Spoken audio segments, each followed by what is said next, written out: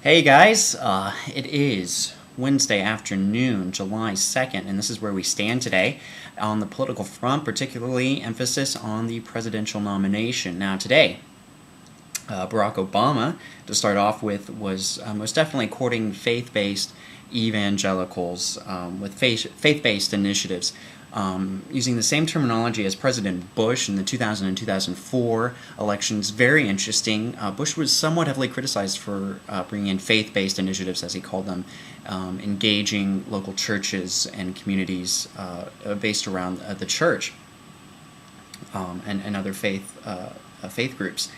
He mainly did this, kind of tying this in particularly with the Peace Corps, tying it into service-type initiatives, aka engaging college students, high school students, and regular citizens in providing services to the country. He called it the cornerstone of his presidency. It was not to ask you to go shopping, as President Bush did after September 11th, but rather to go and help your fellow community to feel responsible for your nation. Ask not what your country can do for you, but what you can do for your country.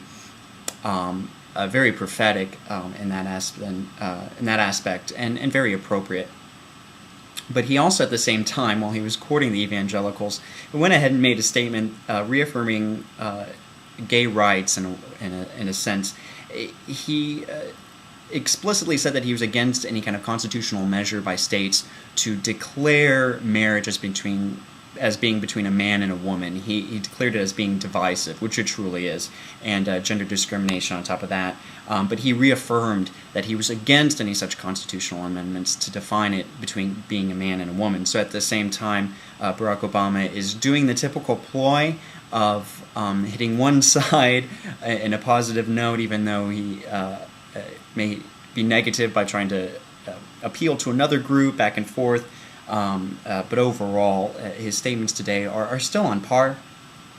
And I think it's great to actually ask Americans to be more service-oriented. And engaging faith-based organizations is perfectly applicable, and I think it's the best place to start because they already tend to be experts in the service and in servicing their communities.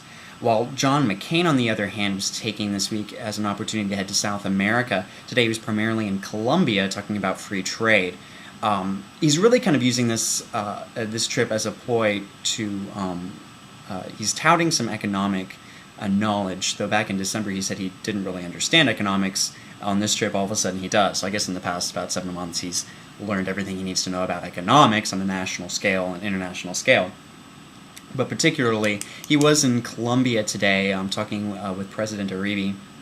And he's really trying to enhance his foreign plausibility, though it's not getting much play in the press for many reasons. To be quite honest, these news stories are going to always constantly fall to the side until we get closer to the election, until something starts to pop, especially vice presidential nominations.